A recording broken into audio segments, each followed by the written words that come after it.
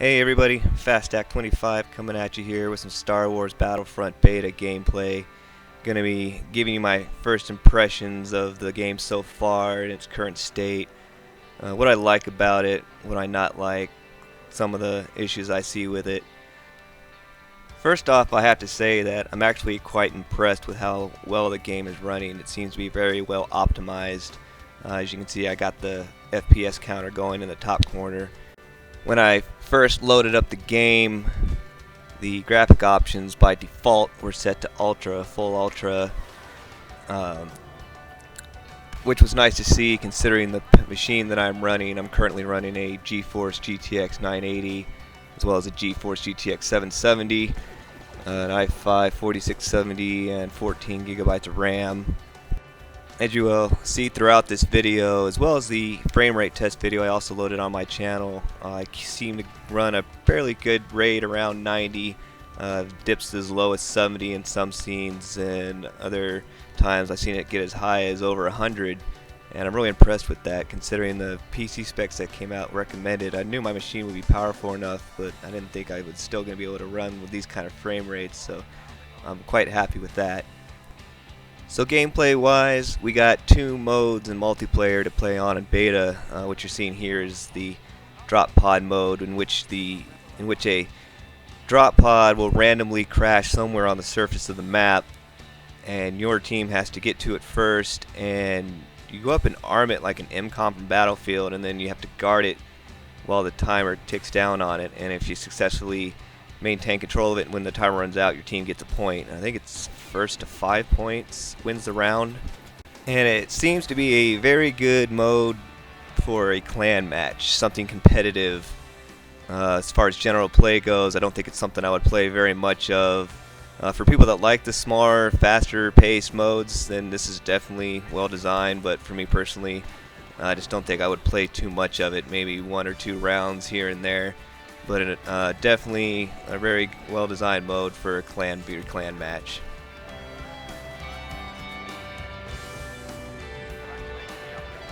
Here we have the other multiplayer mode available right now in the beta, and that of course is the Walker Assault mode on Hoth. And this is what I've been playing mostly, and after playing it, I get the sense that this is kind of a reversed rush mode. And by that I mean that like Rush, there are multiple sets of stations that have to be engaged, but when I say it's reversed, I mean that the attacking team, the Imperials, have to defend the stations while the Rebels, the defending team, have to engage them. Of course, by doing so, that is what calls in the Y-Wings to come down and bomb the AT-ATs.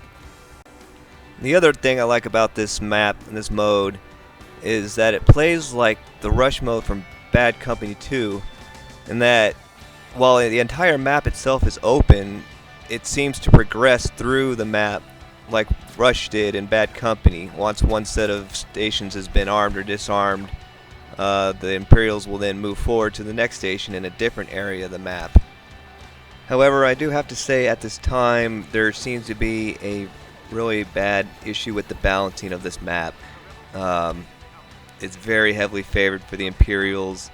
Of all the rounds that I've played so far, the Imperials have won every time, and by quite a large margin. So far, I've only managed to see one AT-AT get blown up. Hopefully this gets addressed by launch, because this I can see getting quite frustrating and boring very quickly with the Rebels losing round after round after round. I don't know if it's an issue with the vehicles or what, but there's just something about the balance of this map that needs to get fixed. It's particularly towards the last part of the map. Once you get to this large open area you see I'm at now, get around the mountain past the ion cannon. It's just wide open. The AT-ATs are just got full range to shoot down on them. It's just a spawn camp central for the Imperials here, just picking off the Rebels. Again, I can just see that getting very, very frustrating for people if this doesn't get addressed before the game goes live. Other issues that need to be addressed, again, are just common bugs that we've seen time and time again with the Frostbite engine. Common bugs that seem to continue to find their way over to new games. 100 plus kill assist again. collision detection with the soldiers. You run into somebody going side by side, and your character will start to lag out. Got an example of that right now. You'll see me trying to run alongside a couple buddies. Their pathfinding issue, couldn't get over a rock. Here you see me lagging out with the 2 other guys as we just try to run down a pathway. I've seen that several times. It does get frustrating. I hope that's something that can get addressed. Invisible walls are still an issue. You see here I'm trying to shoot over this rock, and bolts are just bouncing off an invisible wall.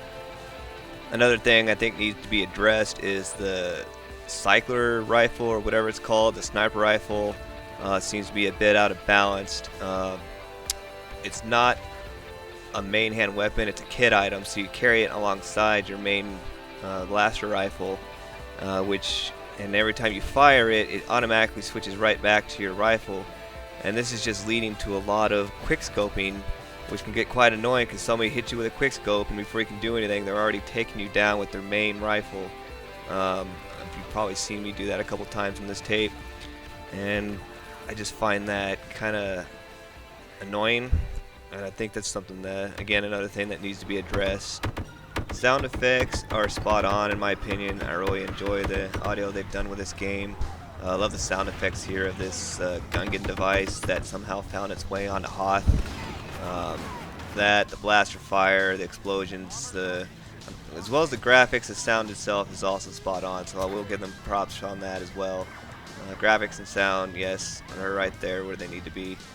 Despite all the negative stuff I've had to say about the game, I have also always made clear that I would wait until I've actually played it in the inevitable open beta to make up my mind on the game, and so far I would say it's looking up, but still I would remain cautious.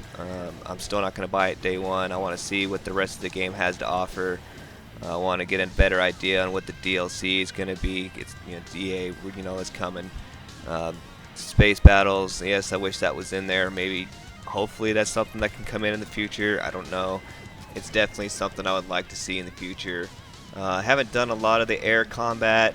I do like how the air combat is done via field pickups, so instead of waiting to spawn in a jet or someone waiting and just camping in the jet, you actually have to go and find the pickup to get into the aircraft. So I think that's kind of neat. It works the same way with the land vehicles, the AT-ATs, AT-STs.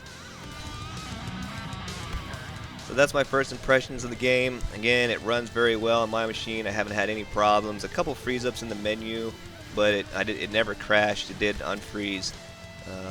As far as the beta, if you haven't played it yet, go ahead and get in there. It's just a small download, 11 gigs on PC, 7 on console. It should be up on PSN and Xbox Live. Get in there, get your feelings for it, get your opinion, and we'll see. Hopefully, this turns out to be better than what everybody is expecting. But again, if not, I'm not going to be too disappointed. So there you go. Take care, everybody.